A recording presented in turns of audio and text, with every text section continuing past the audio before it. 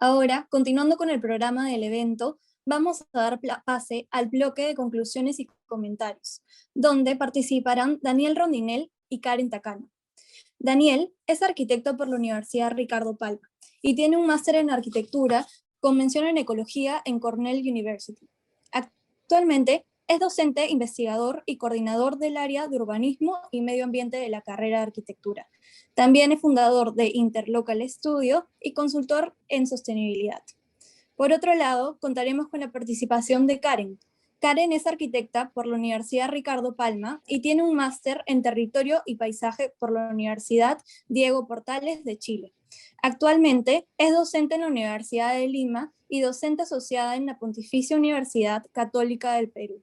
A continuación, doy la palabra a Daniel Rondinel. Adelante. Voy a empezar la presentación tratando de tener una visión más desde... A ver, yo estoy acá como coordinador del área de urbanismo y medio ambiente, entonces me parece que es importante, ya que la mayor parte de los que están viendo esta presentación son alumnos de la carrera, quiero empezar con esa reflexión respecto a la importancia de tomar una postura en temas que nos incumben a nosotros como profesionales o como futuros profesionales. Entonces, creo que saludo la organización y que se haya hecho esto a inicios del ciclo, porque creo que pone en el centro de la vida académica un tema muy, muy importante, que es esta relación que existe entre lo natural y lo construido. Y sobre eso voy a empezar a tratar de armar algunas ideas. Entonces creo que ha habido estos dos grandes bloques de estas mesas con los expertos que hemos invitado.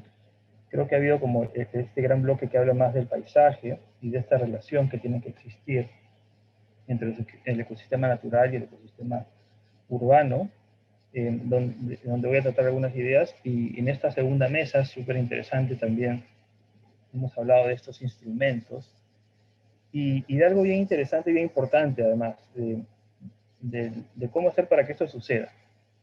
Voy a empezar por esta primera idea de convivir con el medio ambiente. Estamos en el siglo XXI y hemos tenido 200 años pues, de esta dicotomía que mencionó Elizabeth más temprano, ¿no? Esta dicotomía que no ayuda y que termina haciendo que diseñemos las cosas como si ciudad y paisaje, ciudad y naturaleza tendrían que ser enemigas y tendrían que ser cosas opuestas. Entonces creo que por ahí viene un poco inicio esta reflexión, y quiero empezarlo en realidad de una manera mostrando esta poesía y esta imagen que creo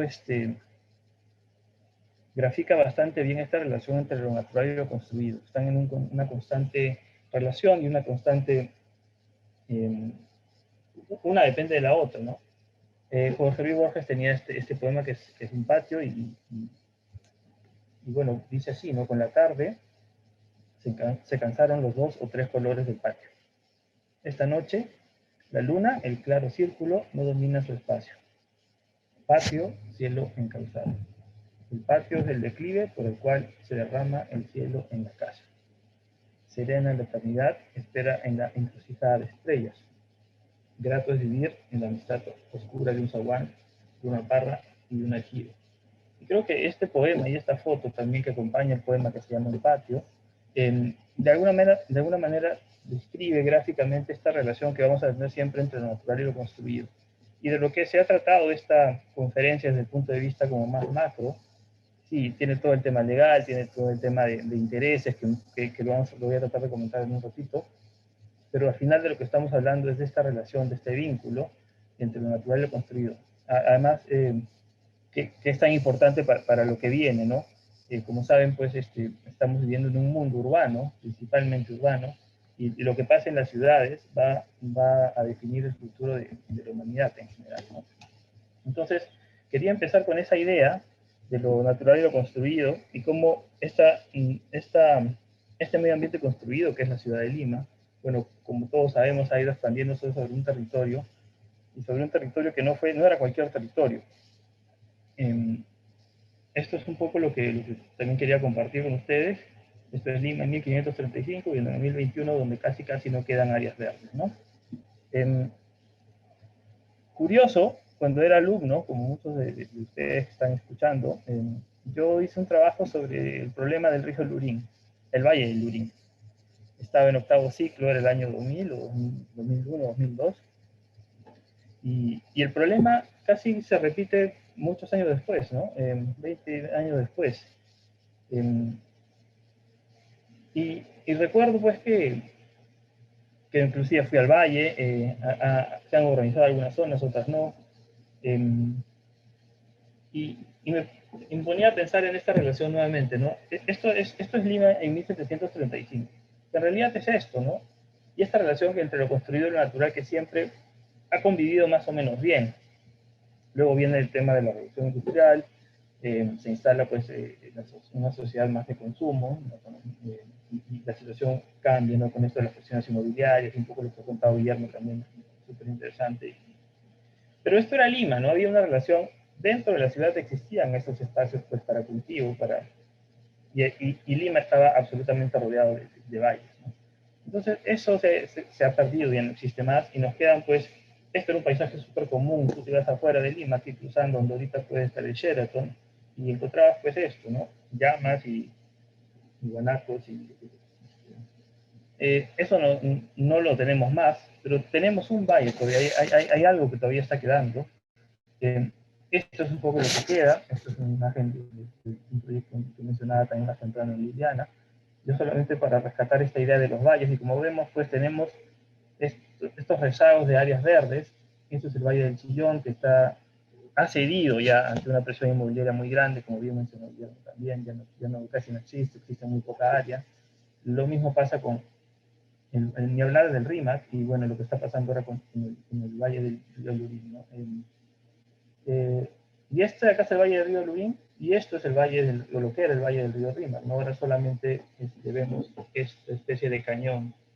Entonces no queremos, creo, ninguno de nosotros, que este sea el destino del Valle del Río Lurín. Estas son fotos de Molino, por cierto.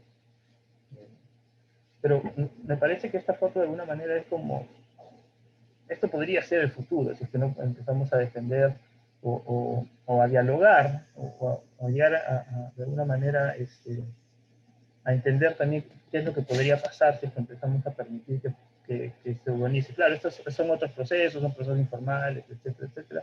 Acá estamos hablando de un proceso formal, pero me parece interesante esto, que lo que tenemos y lo que podríamos tener. Entonces, además que no es necesario, ¿no?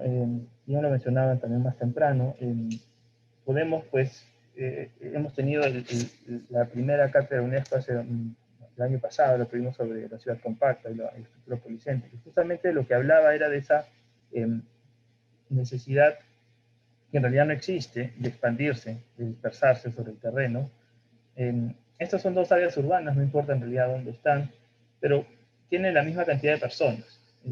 Y una, lo que pasa es que, pero miren, hay un detalle bien interesante que coincide con lo del Lurín, y por eso lo estoy trayendo acá, ¿no?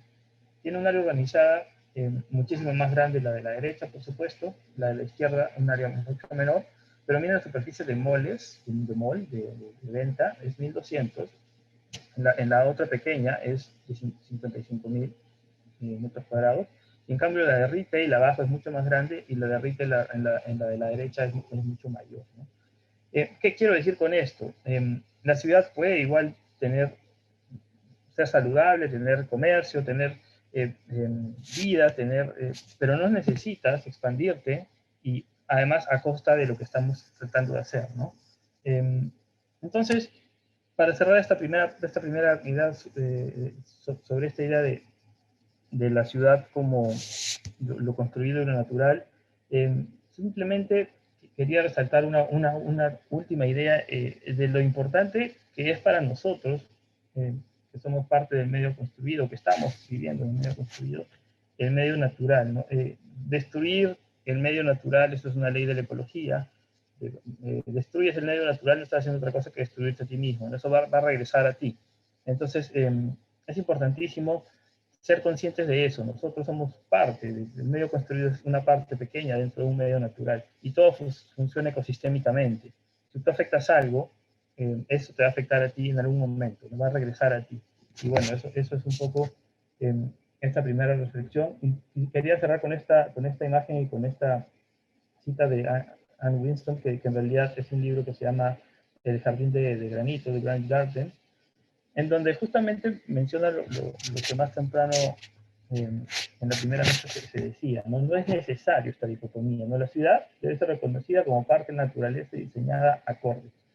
La naturaleza en la ciudad debe ser cultivada como un jardín, en vez de ignorada, ¿no? Entonces, creo que basta ya de esta dicotomía y de poner, pues, qué bonito, le voy a poner un jardincito ahí. Creo que no. Creo que esto tiene que empezar a funcionar de una manera diferente, en donde podemos asumir que la ciudad y la naturaleza pueden convivir perfectamente, ¿no? Antes de entrar como lluvia de ideas, que no voy a comentar todas porque sería imposible, comentar lo de la segunda parte de la segunda mesa, ¿no? No tengo imágenes porque acaba de pasar esto, entonces no me doy el tiempo, pero a ver, yo en realidad mientras hablaba también Guillermo, me ponía a pensar, y también cuando hablaba el arquitecto Rodolfo Castillo, tuve la suerte, pues, de irme gracias a la Universidad de Lima. Me fui a un curso en Sevilla, en realidad fue en Huelva, sobre, el curso se llamaba algo así como Ciudades Sostenibles, algo así ya, pero tenía el título Ciudades Sostenibles. Resulta que cuando llegué a ese curso,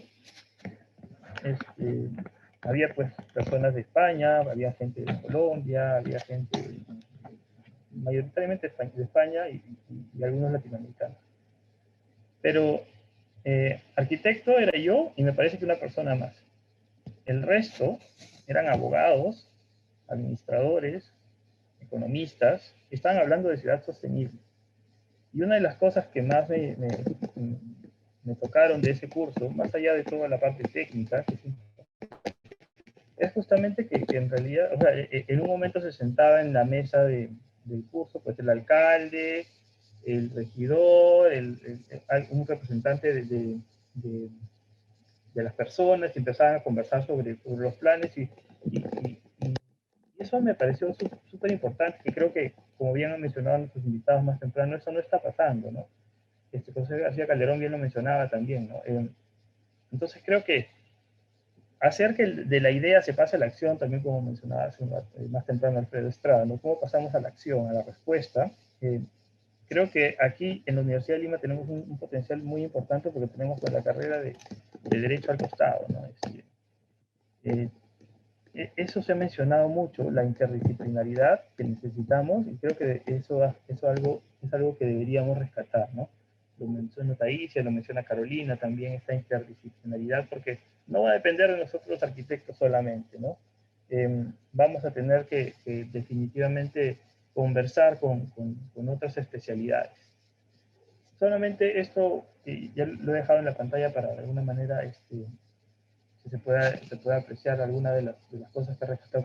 Claro que hay muchísimas más ideas, pero a ver, me pareció muy interesante lo que decía nuestro rector, el doctor Oscar Quesada, ¿no? Tener una actitud vigilante. Nosotros como profesionales tenemos una responsabilidad, somos pocos los que tenemos la fortuna de acceder a una educación superior, y eso es una responsabilidad también, ¿no?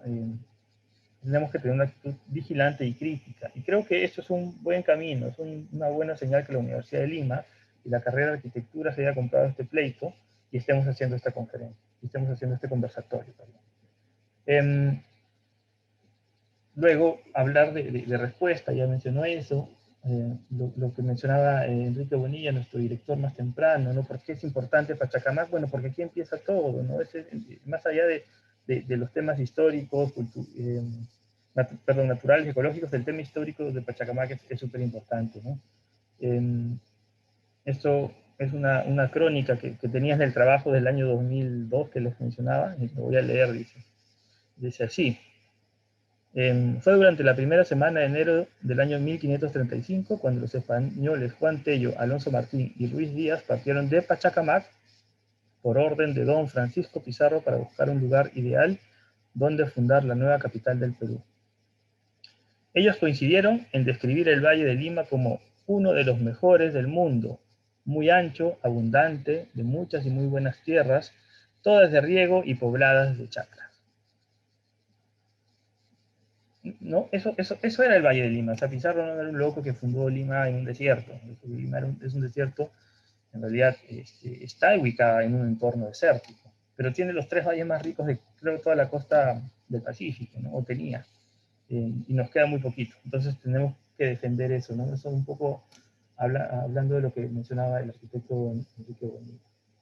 ¿Qué más? Bueno, lo que mencionaba Liliana Miranda, que nos dio, al igual que el arquitecto Rodolfo Castillo, la arquitecta Liliana Miranda, nos da esta visión muy amplia y holística del problema, y creo que nos ha orientado muy bien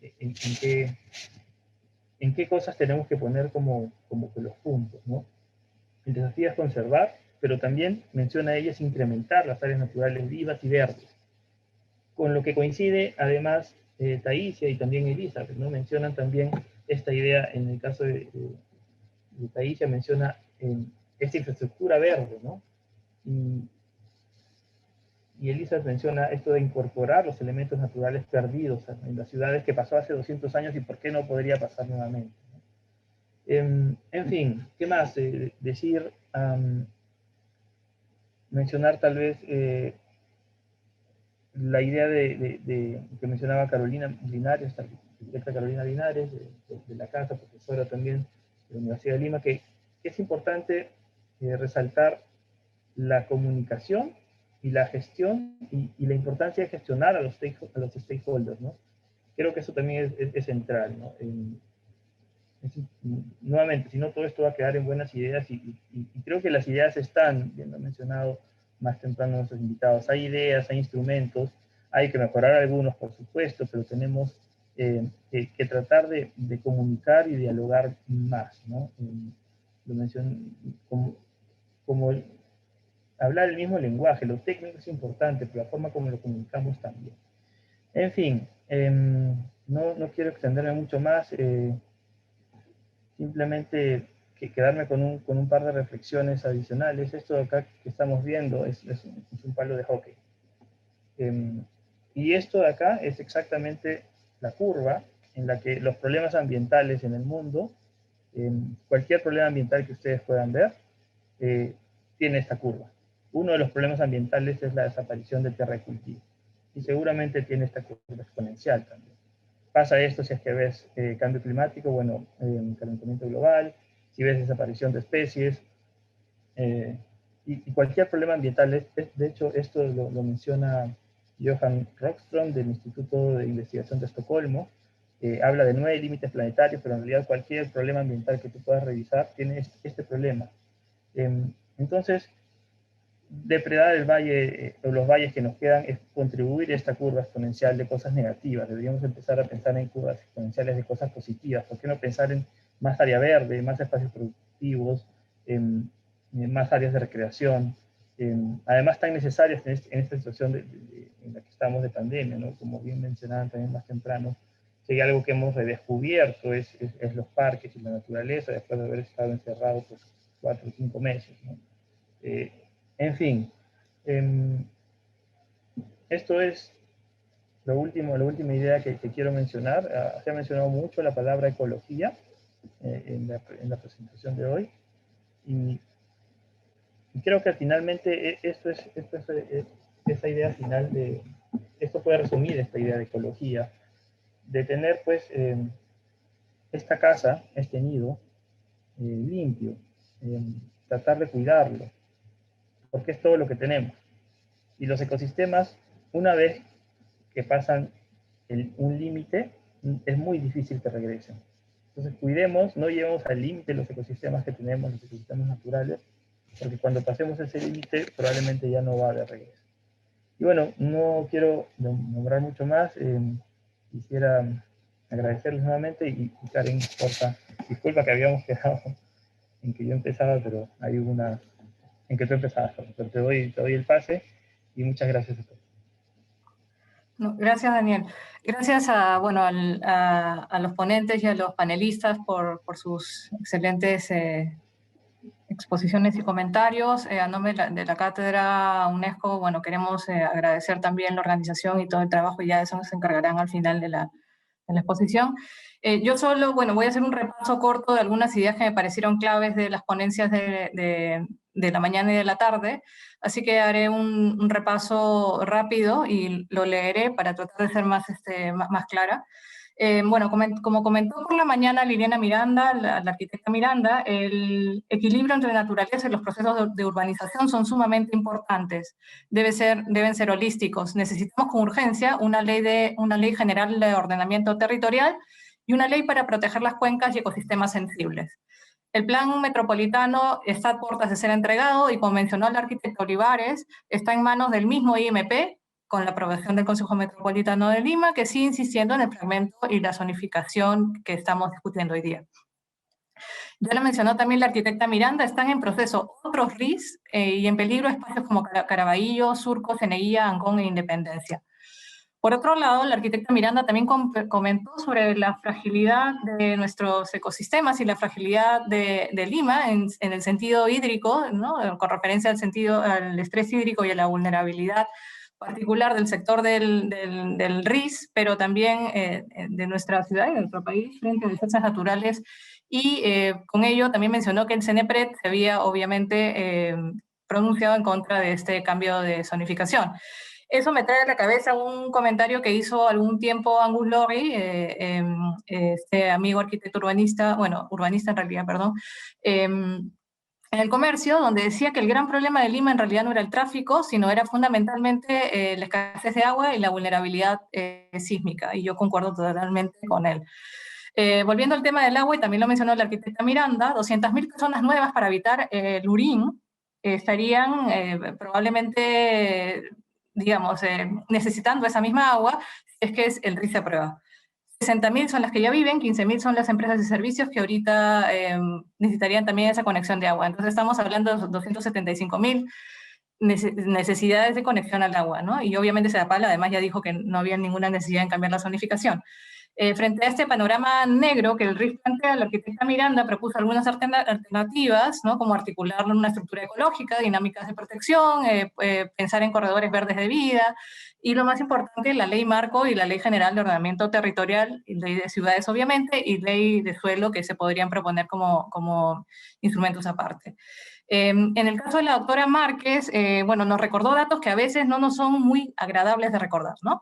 80% de la población es urbana, en 50 años la cantidad de las ciudades aumentaron 6 veces, tenemos justamente fragmentación y corte de biodiversidad ahora en nuestros espacios habitados, ¿no? Recursos naturales los recursos naturales y la preservación de la naturaleza han pasado como a otro, ¿no? Como a una especie de patio trasero. El crecimiento urbano y la presión informal y formal obviamente destruyen lo que queda y atentan contra el desarrollo sostenible. Frente a eso ella proponía un modelo de consumo, tenemos más bien un modelo de consumo de metabolismo lineal que obviamente nos está llevando a donde estamos ahora, y deberíamos de modificarlo por un modelo obviamente circular, como ya lo vienen advirtiendo muchos especialistas. Ocupamos el suelo de manera conflictiva y relacionada a los distintos objetos de apropiación de la tierra, expansión urbana, producción intensiva y extensiva de alimentos, infraestructuras y otros temas, ¿no? Aquí me quedo con una frase de ella que dijo: borramos el paisaje o lo contaminamos tanto que queremos borrarlo, ¿no? Y esto creo que es fundamental. Yo, bueno, básicamente mi área de especialidad es el paisaje, por eso lo dejé como grabado, pero me parece fundamental eso que dijo, porque lo que hacemos muchas veces es justamente borrarlo, ¿no? Y entonces tenemos este modelo perverso de modificar todo sin tener en cuenta los ciclos naturales, sin tener en cuenta lo que ocurre con la propia, digamos, organicidad de un territorio, ¿no? Bueno, el crecimiento poblacional urbano, básicamente el crecimiento del consumo de los recursos naturales, la pérdida de biodiversidad, la contaminación, la degradación de territorios, que obviamente afectan no solamente lo físico, sino sobre todo la equidad social y el bienestar, ¿no? Y entonces ella proponía reconectar lo urbano y lo rural, lo natural, espacios verdes públicos y equitativos, infraestructuras integradas verdes, azules y grises, personas que estén en relación con la naturaleza y el campo. Bueno, y obviamente citaba a estos grandes pensadores y también proyectistas del siglo XIX, que es Howard, Olmsted, Hub, en relación a temas de los que estamos hablando hoy día, como si se acabara de inventar la pólvora, y en verdad ya hace mucho tiempo se viene discutiendo este tipo de problemas. Bueno, pensar en la ciudad como parte integral del ecosistema me parece una idea también clave y fundamental de lo que menciona la doctora Márquez. Luego, bueno, pensar en que tengamos una ciudad como infraestructura verde, es decir, multifuncional, conectada, que integre lo verde y lo gris, que tenga múltiples escalas, que le otorgue la importancia al contexto, ¿no? Que justamente es de lo que estamos hablando ahora, que finalmente es un proceso transdisciplinario en donde muchos actores tienen que estar comprometidos, realmente comprometidos, ¿no?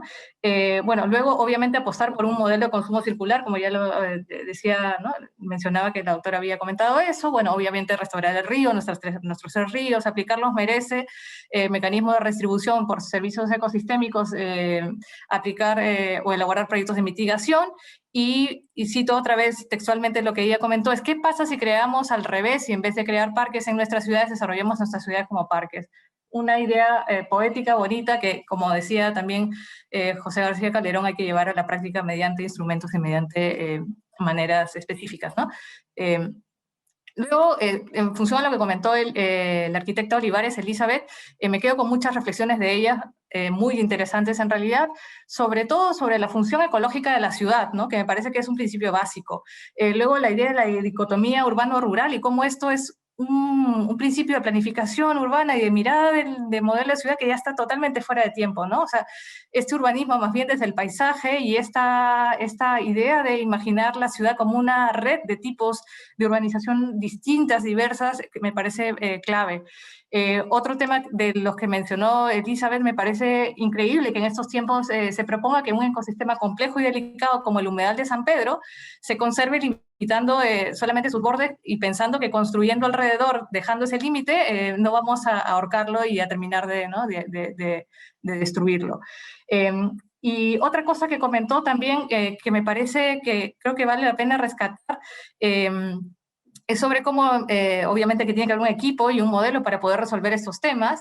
Y ahí quiero traer a la memoria una charla que tanto Elizabeth como José trajeron el año pasado a la misma universidad, donde justamente hablaron del proyecto de Ciudad Bicentenario y cómo están en el proceso, pero cómo habían logrado conformar un modelo en el que realmente se pudieran trabajar con diferentes ministerios, en que se pudiera trabajar desde diferentes plataformas y articular diferentes actores, ¿no? Cosa que a mí en ese momento, y lo dije, y quizás se malinterpretó un comentario que hice que ahora lo quiero aclarar, que justamente eso es de lo que nos hace falta como sociedad y como Estado, ¿no?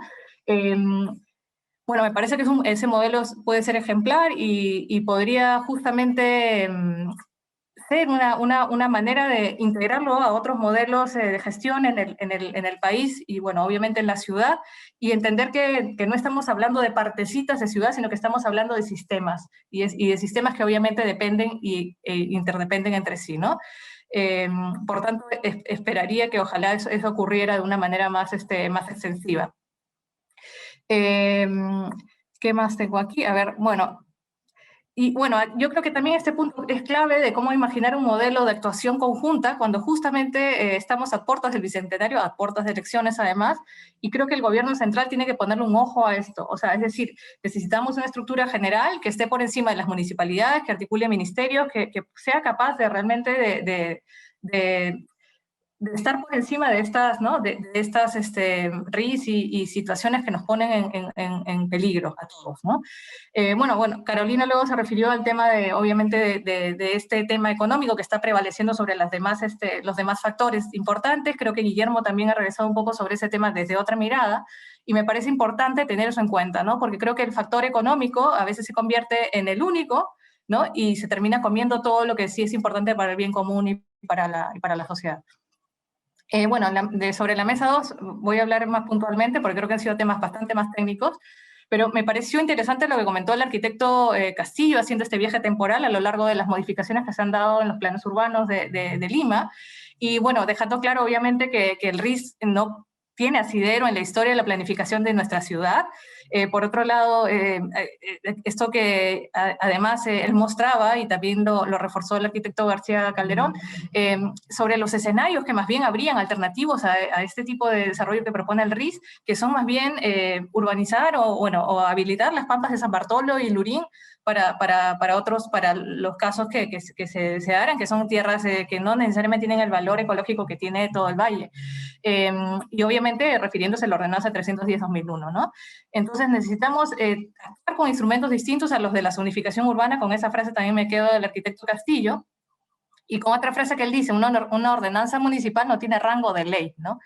Entonces creo que sus conclusiones, al final, cuando él demanda que se derogue la ordenanza 2288, que es la del RIS, ¿no?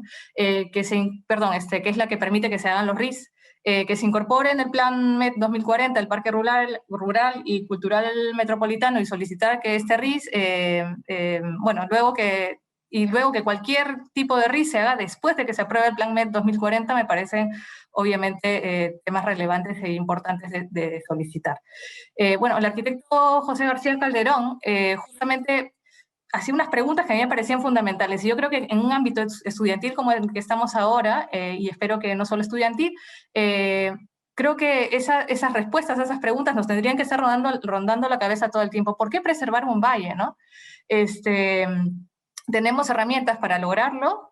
Él comentó que ya existe esta ordenanza que aprueba la protección de la estructura ecológica de Lima, ¿no? Las lomas, litoral, valles, humedales. Y obviamente lo que queda de eso, porque ahí también fue muy claro y totalmente de acuerdo con su mirada, porque es real. Y luego, otra pregunta que él se hacía es si hay una tasa de crecimiento más baja ahora que en los años 50, ¿tenemos que seguir con ese mismo modelo expansivo de ciudad, que es un poco lo que propone el RIS, ¿no? ¿Tenemos que cambiar los términos hacia zonas de protección y dejar de usar el término no urbanizable? También me parece una pregunta fundamental, y yo creo que hay que ser conscientes de que hay que iniciar procesos, y él también lo mencionó, que hay que iniciar procesos de recuperación y coexistencia, ¿no? Yo creo que ahí está la clave. Más que pensar que todo es blanco, todo es negro, porque creo que eso ya va a ser un poquito difícil, ¿no? Y lo que comentó hacia el final con los valles de Cañete y Huaral, me parece que justamente también ahí está el dedo en la llaga, porque ¿qué pasa si esto del RIS sigue para adelante? ¿Qué va a pasar con los demás valles que tenemos acá? ¿Nos vamos a ir comiendo el litoral? ¿Nos vamos a ir comiendo los pocos valles transversales que tenemos en esta franja desértica del litoral peruano? ¿No? Entonces creo que es un precedente para el futuro que puede ser sumamente peligroso o sumamente positivo, si es que obviamente no se acepta. Obviamente la pregunta que él hizo también hacia el final es qué instrumentos utilizar, la zonificación, la clasificación del suelo, ¿no? Entre otros que él perfectamente ha explicado. Me parece que para que los alumnos se enteren de cómo funciona esto, creo que ha sido fantástica su exposición. Discriminar entre los puros instrumentos de la planificación urbana, los de desarrollo, desagregación, planificación urbana metropolitana, ir desde lo macro, desde lo territorial hasta la manzana, ¿no? Que también creo que ahí hay otro tema, que siempre nos quedamos en diferentes escalas y no se llega como de principio a fin. Obviamente elaborar los modelos de planeamiento urbano, ¿no? ¿Qué ciudad queremos? ¿Qué ciudad tenemos? Esta ley de desarrollo urbano que él mencionó también me parece fundamental, ¿no? Luego obviamente fortalecer los instrumentos de planificación, también lo comentó él, los que ya existen, y obviamente crear los que no existen, para que realmente esto sea posible y sostenible en el tiempo. Si no estamos hablando de, de repente, ojalá pronto se anula lo del RIS, ¿y qué va a pasar mañana, no? Luego el comentario que hizo José Alcántara de cómo construir legitimidad ante estos procesos, fundamental. Yo creo que él como comunicador y estando al frente del proceso de la Ciudad Bicentenario y siendo parte del Ministerio del Ambiente, me parece, ¿no? Justamente que estamos también últimamente hablando mucho de eso, ¿no? En temporada electoral, en fin, no entraré en esos detalles porque son bastante más delicados. Y Guillermo hacía justamente esta relación entre historias y planes, que yo creo que siempre la mirada histórica es algo que es importantísima, porque si no hacemos esa mirada histórica coyuntural, digamos, estar parados el día de hoy se convierte en algo un poco banal, ¿no? Si no miramos hacia atrás. Y esta relación entre poder económico y político y el desarrollo urbano, me parece que creo que ahí está un poco el ojo de la tormenta. ¿no? Bueno, y finalmente haré unos comentarios personales, esto es a título personal, entonces lo voy a hacer desde ese lugar. Entonces, bueno, estamos ansiosos por ver el plan MET 2040, ¿no? Queremos ver qué ha quedado del plan, ¿no? Lima 2035, Lima Callao 2035, en ese plan MET 2040, ¿no? Esperamos que no hayan descartado los avances valiosos que se había logrado hasta el momento, y dado que viene de la misma mano del IMP, que es el que intenta sacar, hace cartas debajo de la manga con estos RIS, ¿no? Pienso que justamente la academia y la sociedad tenemos el derecho de interpelar a los funcionarios públicos que están para servir desde el Estado, pero que lastimosamente parecen servirse de él, ¿no? Aduciendo estar haciendo las cosas bien, aduciendo estar respetando las normas, ¿no? Entonces, lamentablemente eso está en las manos de colegas, de arquitectos también, ¿no? Y arquitectos que se llaman a sí mismos desarrolladores y que se jactan de serlo, ¿no? Cuando ni siquiera comprenden quizá cuál es el término básico del diccionario de la Real Academia Española, y cito en la tercera acepción que se refiere a la economía. Dice, el desarrollo, ¿no?, es la evolución de una economía hacia mejores niveles de vida. Y ahí me pregunto, ¿qué significa mejores niveles de vida? ¿No es acaso todo a lo que nos hemos estado refiriendo esta mañana y esta tarde? ¿No es acaso todo lo contrario que propone el IMP con el RIS y, bueno, obviamente el Consejo Municipal? Pregunto, ¿no? Entonces, el problema con los RIS, esos reajustes integrales de zonificación, es que son recientes y sumamente peligrosos, como lo comentó el arquitecto Rodolfo Castillo. Como se ha comentado a lo largo del día, es una modificación express, un caballo de Troya para saltarse cualquier plan posible antes de que salga incluso a la luz. Es un mecanismo, el mecanismo del silencio administrativo positivo de un mes, es un peligro máximo, ¿no? Que este tipo de decisiones que parecen más promovidas por agentes informales que por entes estatales se den, y es doble peligro, digamos. Y entonces, ¿no?, frente a todo esto, ¿qué modelo de ciudad queremos? Como comentaba el arquitecto José García Calderón, o sea, existe la necesidad de tener instrumentos claros, de aplicarlos en cada instancia de planificación en las distintas escalas, desde los territoriales hasta la manzana. Lo ideal es que la ciudad crezca sobre su suelo ocupado, evidentemente, ¿no? Aunque es inevitable, como él también planteó, que siga creciendo, pero obviamente moderadamente, esperemos. Entonces, primero se tiene que tener, ¿no?, estas instancias legales para que también pueda ocurrir lo segundo. Y finalmente quisiera hacer un comentario, quizá ya un poco más romántico desde el paisaje, que es un poco la formación que tengo, citando a Denise Posey-Scott y a José Canciani, quienes estuvieron hace un poco más de una semana en un conversatorio que organizó el CAP Lima, justamente en referencia al RIS Lurín, y donde justamente hablaban de entender este paisaje cultural del río Lurín como toda la cuenca, o sea, entendiéndolo desde la Pupariacaca, que está, ¿no?, o sea, el nevado que le da origen a todo el valle, digamos, y que está citado en Dioses y Hombres de Huarochirí, que recogió, digamos, son estos relatos que recoge el padre Francisco Ávila a finales del siglo XVI, que José María Arguedas fue nada más y nada menos quien tradujo al español, y que María Rosa-Orozki se encargó después de investigar y de difundir. ¿No? Y luego, bueno, está la corona del valle, que ya está llegando como hacia la parte del delta, que es el santuario de Pachacamac, y finalmente las islas. Todo corresponde a un solo sistema, no hay cosa partida ahí, no hay como parte que, digamos, ancestralmente hablando del paisaje cultural de Lurín. Y entonces, bueno, Juniraya, Viracocha y Cavillaca y todas estas historias y leyendas que nos vienen contando desde el colegio, bueno, tienen su origen en este valle, ¿no? Entonces, digamos, cuando se presentó la segunda edición facsimilar del IEP de Dioses y Hombres de Huarochirí, Víctor Vig hace un comentario que cito textualmente y que me parece interesante porque yo creo que también nos trae a lo que pasa hoy día. Y él dice, la problemática del agua ya figura en la antiquísima mitología del Chinchaysuyo, e invitó a los peritos de Conga y se invitó a los peritos de Conga para que le den una leída a ese libro, ¿no? Lo que no dijo es que uno de los pueblos que figura en el manuscrito, San Andrés de Tupicocha, ya solucionó la ancestral carencia del agua luego de reconstruir un canal de riego prehispánico. Entonces, ya en Dioses y Hombres de Huarochirí se habla del agua en Lima, ¿no? Bueno, en la Lima de hoy día, pero obviamente en el territorio prehispánico de aquel entonces. La doctora Márquez mencionó y mostró 68 sitios arqueológicos del Valle del Lurín, que también son, y también mencionó esta idea tan poética del encuentro del desierto con el mar, que es en realidad todo el litoral peruano y lo que nos define como paisaje costero, ¿no? Y yo creo que justamente esa ruptura del hombre con su paisaje se da en el momento en que dejamos de comprender el valor del paisaje más allá de los recursos que se pueden obtener de él, ¿no? Queremos sacar el máximo provecho siempre, no importa qué precio, se prefiere una mina de oro a preservar el agua, se prefiere construir un centro comercial a tener una parcela productiva o valorar un sistema de paisajes culturales que han resistido al tiempo y sus circunstancias, ¿no? Se entiende todo al revés, pero felizmente creo que no somos todos, ¿no? Y yo creo que la academia y la sociedad tenemos la responsabilidad de resistir, de insistir en estos temas, ¿no?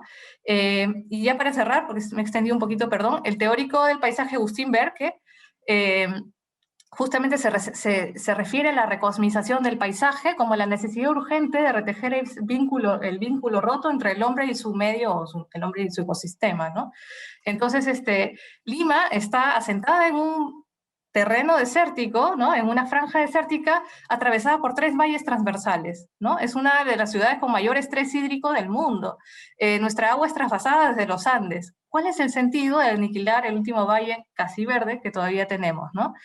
Eso no es un problema de zonificación de un sector, es un tema de importancia territorial. La escala y el problema son otros, son la escala de una cuenca, del valor de todo un ecosistema, ¿no? Es perverso y se está intentando hacer de manera forzada a pesar de que muchas voces autorizadas han demostrado técnicamente que esto del RIS es un gran error, ¿no? Y con eso termino. Muchas gracias. Muchas gracias, Daniel y Karen.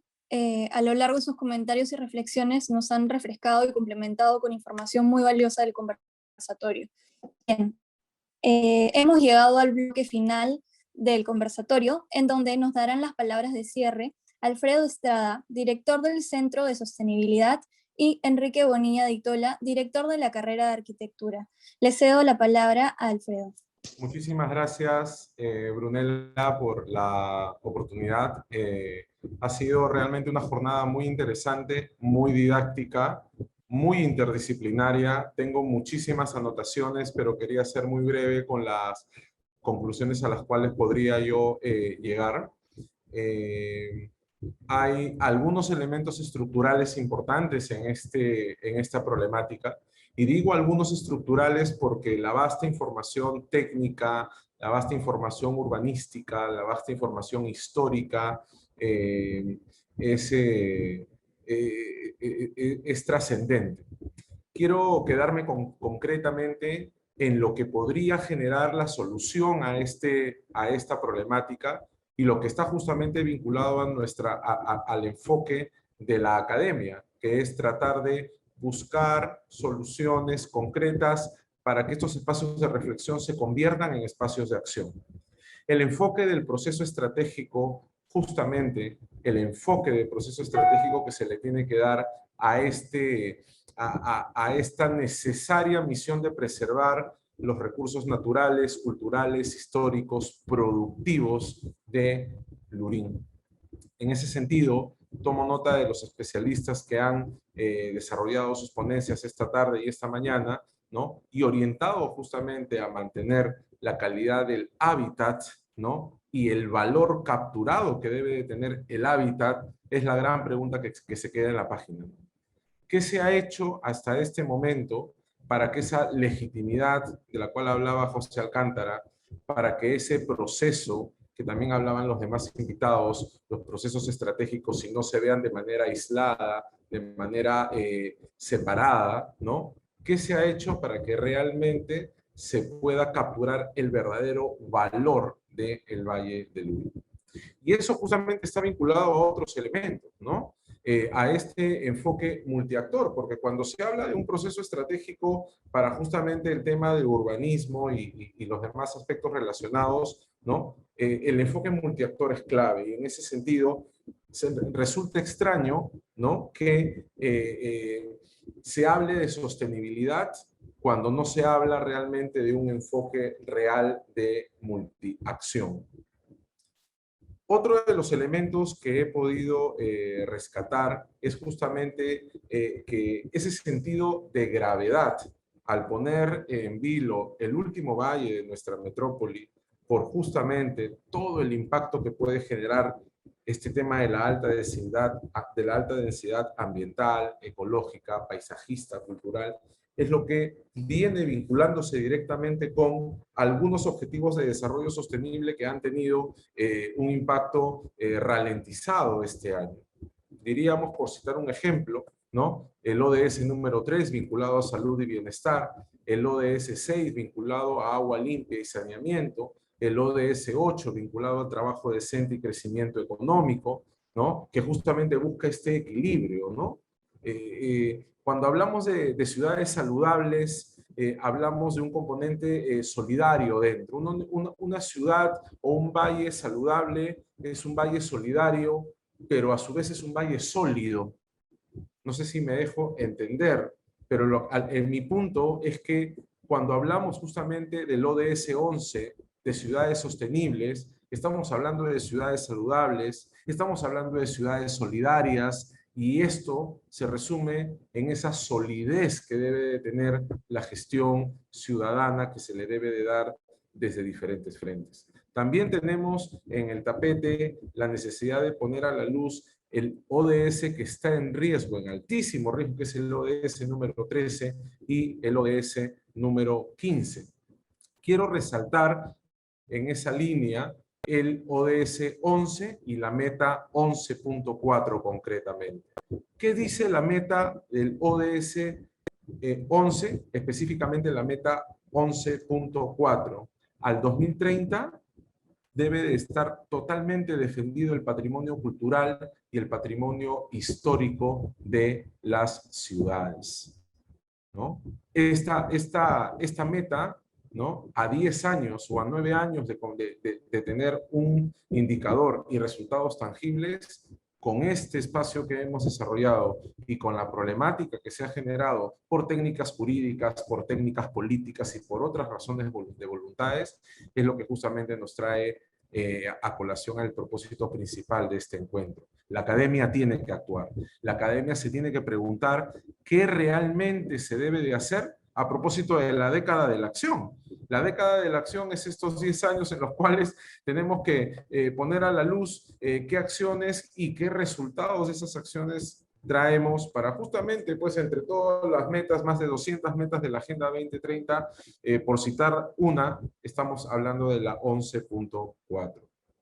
He hablado del ODS 3, 6, 8, 11, 13 y 15, sin evidentemente excluir a los demás. He tratado de acotar a los 6 ODS que desde mi investigación para este foro he podido desarrollar y donde veo realmente que las alertas están bastante altas. Pero diría que mucho más altas están estos otros dos ODS que voy a citar. El ODS 16 y el ODS 17.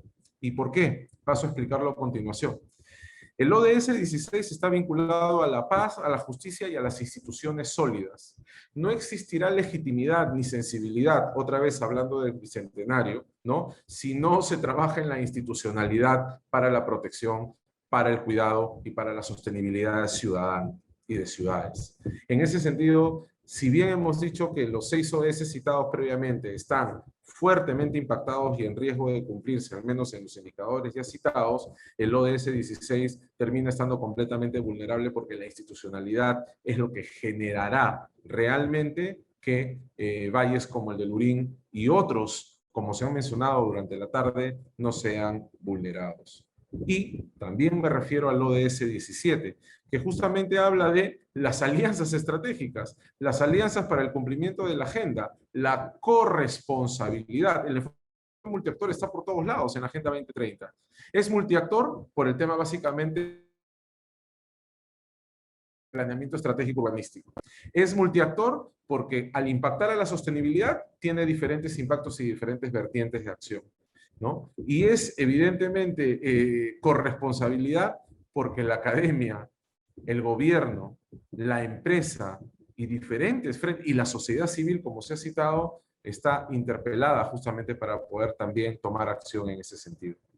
Cierro esta conclusión que le he querido tropicalizar desde el enfoque de objetivos de desarrollo sostenible a una frase muy importante que también cito del último reporte de las Naciones Unidas para el cumplimiento de la Agenda 2030-2020. Ya se sabe que estos 10 años que quedan para el cumplimiento de la agenda, la máxima es que nadie se quede atrás. Pero cito puntualmente el informe y puntualmente en la meta 11.1, donde se indica claramente que las ciudades son los primeros aspectos y agentes que están en la línea de acción. Se ha hablado mucho por el contexto de pandemia, quiénes están en primera línea, pero para el informe 2020 de cumplimiento de los Objetivos de Desarrollo Sostenible y para este foro, pongo a consideración reflexionar sobre lo siguiente. No es que las ciudades también están en primera línea, no lo cito yo, lo cito textualmente del informe 2020 del cumplimiento de las Naciones Unidas. Diría entonces que al ser las ciudades un espacio que está en primera línea, dejó de ser importante para convertirse en urgente. Los dejo básicamente con esa reflexión y desde ya agradezco otra vez a todos los invitados por este espectacular conversatorio, generador de acciones que seguramente en el mediano y en el largo plazo desde la academia vamos a comenzar a articular. Muchísimas gracias a todos, que tengan buenas tardes. Les saluda el doctor Alfredo Estrada, director del Centro de Sostenibilidad de la Universidad de Lima. Bueno, ahora doy pase al director de nuestra carrera, Enrique Bonilla de Itola. Muchas gracias, Brunella, muchas gracias por la presentación, y creo que ha sido una jornada pues sumamente interesante en la cual hemos visto dos cosas, como decía esta mañana el señor rector, una que tiene que ver con el por qué tenemos que evidentemente defender este valle, ¿no? Y las razones son muchas, ¿no? Podríamos sintetizarlas a las que tienen que ver estrictamente con el tema de la sostenibilidad, pero también con el paisaje cultural, en fin, y las múltiples aristas que evidentemente se han tratado, ¿no? Y por la tarde hemos estado mirando ya los instrumentos. Creo que ha sido pues interesante escuchar, ¿no?, cómo históricamente los planes, trabajo que ha hecho muy bien, en ese sentido Rodolfo Castillo, ¿no?, han siempre reconocido este valor, ¿no?, este valor de este patrimonio natural, vamos a llamarlo, ¿no?, del Valle del Lurín. Bueno, creo que estamos aportando como academia, creo que Alfredo ha sido bastante claro en el sentido de lo que se espera. La universidad es un centro de reflexión, es un centro de opinión, participa activamente de la sociedad civil y su voz tiene que ser necesariamente escuchada. Yo me quisiera quedar un poquito con el tema que fue planteado de alguna manera por José Alcántara, ¿no?, y que tiene que ver con algo que me preguntaron hace unos días, ¿no? Me llamó un periodista y me dice, usted dice la municipalidad que lo que está haciendo es legal, ¿a usted le parece? Y le digo, sí, claro, es legal, en el sentido de que está actuando de acuerdo a sus normas, sus ordenanzas y todo lo que está estipulado. El problema es si es legítimo, que es otra cosa. Algo puede ser legal y no ser legítimo. Y entonces, evidentemente, este tema de no ser legítimo, ¿en qué consiste? Consiste, pues, básicamente en que tiene que haber un consenso para que estas cosas funcionen. Y también me gusta la actitud de José Alcántara, optimistamente, que dice, bueno, es muy bueno pues que sienta que la sociedad civil está respondiendo, y ojalá que pudiera ser escuchado, ¿no? Y me encantaría que todo esto terminara de una vez y que no sea pues solamente una suspensión, ¿no?, que pareciera que simplemente es ganar un poquito de tiempo, a ver si se cansan, a ver si conseguimos marear a la perdiz, como dicen los españoles, ¿no? Y que más bien pudiera ser pues un momento de encuentro en el cual tengamos pues una cosa que hace mucho reclamamos, que es una planificación efectiva a partir, ¿no?, de los aportes que pueden dar las diversas instituciones, ¿no?, de la sociedad civil, porque eso es, o sea, la sociedad civil es la que debería ser escuchada en primer lugar, y ahí es donde radica la legitimidad de esto. De lo contrario, creo yo que, como ya lo he mencionado en algún artículo, vamos a seguir siendo una ciudad estancada. Una ciudad estancada a pesar de lo que digan los desarrolladores, entre comillas, o los especuladores urbanos. Seremos una ciudad estancada en la medida que el poder se sigue ejerciendo como se está ejerciendo. Y tal vez la manera más clara de cómo se ejerce mal este poder, desde hace muchos años, han sido estos cambios de zonificación. Los cambios de zonificación que hace rato han hecho que los planes se vuelvan inútiles. Y en otro sentido, pues por ese motivo es que no se han hecho. Es increíble que una ciudad como Lima no tenga un plan nuevo desde, bueno, el último que se hizo fue en los años 90, ya lo ha mencionado Rodolfo, que estuvo vigente hasta el 2010 y sigue vigente, ¿no? Sigue vigente entre otras razones porque no se han hecho otros planes. ¿Esfuerzos han habido? Sí, varios. Y creo que varios de los expositores hoy, que han actuado hoy día han participado de varios esfuerzos que no llegaron a fin, por una serie de intereses que lo que generan es un estancamiento de la ciudad. Y este estancamiento de la ciudad lejos está evidentemente en este tema de los cambios de unificación que vienen a ser la forma como se está gobernando la ciudad, al margen de los planes. Los planes son un estorbo, en ese sentido, la planificación es un estorbo, y por lo tanto lo que queda es generar a partir de estos cambios, ¿no? Una suerte de planes express. El RIS, que es un instrumento, vamos a poner entre comillas también, de reciente creación, no ayuda a resolver el problema, al contrario, lo agudiza. Lo agudiza porque ya lo ha convertido en una cosa realmente muy rápida. A mí los 30 días estos me asustan, y sobre todo me asusta más cuando ni siquiera está escuchando a su propio ente planificador. O sea, se pronuncia o no el IMP, ¿no? Esto lo hacemos de todas maneras. Entonces es una decisión política. Es una decisión que lo que va a hacer es mantener el estancamiento de lo que es el desarrollo de nuestra ciudad. ¿Que hay alternativas? Sí, creo que la academia tiene que seguir aportando, creo que tenemos que ir diciendo muchísimas más cosas. Creo que este evento no debe quedarse solo en el evento, ¿no? Ya habíamos conversado de que esto debe ser preparado, no sé si de repente elaboramos un documento, no sé si visual o un documento escrito, ya lo iremos viendo, pero creo que es importante que sigamos en esta dirección. Bueno, yo no quiero cansarlos más, creo que ha sido una jornada de gran reflexión, de amplísima reflexión, y creo que lo que me toca a mí es ahora agradecer a todas las personas que han participado. Quiero agradecerle en primer lugar a Karina Puente, porque Karina evidentemente fue la persona a la cual llamé el primer día y le dije, mira Karina, esta es la idea, ¿no? Y bueno, la tomó así como quien toma una lanza en Restre y se lanzó. Le dije, bueno, me parece que debían venir algunas personas, ella sugirió otras y la verdad que muchas gracias, ¿no? Ha sido realmente un trabajo estupendo el que has hecho en la coordinación y dirigiendo las mesas y todo lo demás. Igualmente, mi agradecimiento a Liliana Miranda, bueno, una amiga de toda la vida, ¿no? El otro día que hablaba con Liliana, le decía, Liliana, tantos años nos conocemos, muchísimo, conocemos de la época de la universidad, y siempre ella ha tenido esa actitud, una actitud de combate, ¿no? De sacar adelante cosas y de generar enormes reflexiones, y me da mucho gusto que lo siga haciendo, ¿no? No conocía a Taísia Márquez, pero ha sido muy ilustrativa su exposición, muy interesante, sobre todo en la parte de las exposiciones, así que creo que nuestra academia también se ha visto de alguna manera ilustrada por toda esta información que ha dado. A Rodolfo, planificador ya, creo que con mucha experiencia, ¿no? Mucha experiencia, ¿no? Lo conocí en las épocas de ProUrbe, ¿no? Cuando de esto que fue un poco la génesis, ProUrbe fue la génesis de lo que es el IMP hoy en día. Ahí anduvimos en algún momento y también le agradezco mucho que haya aceptado venir y que nos haya dado sus puntos de vista. A José Álvarez Calderón, que ya hace buen tiempo está vinculado a estos temas de la ciudad, participando en una serie de planes, y creo yo que sus ideas han sido realmente pues, interesantes, ¿no? Porque es verdad, ¿no? Otra de las cosas que me preguntaban hace unos días y me decían, es que Lurín no se debe planificar. Y yo le decía, Lurín se tiene que planificar. El problema es cómo se tiene que planificar. De la manera como se está haciendo es una barbaridad, pero evidentemente hay que generar un plan, y ese plan tiene que tener un elemento de control, tiene que tener una gestión. De lo contrario no sirve de nada.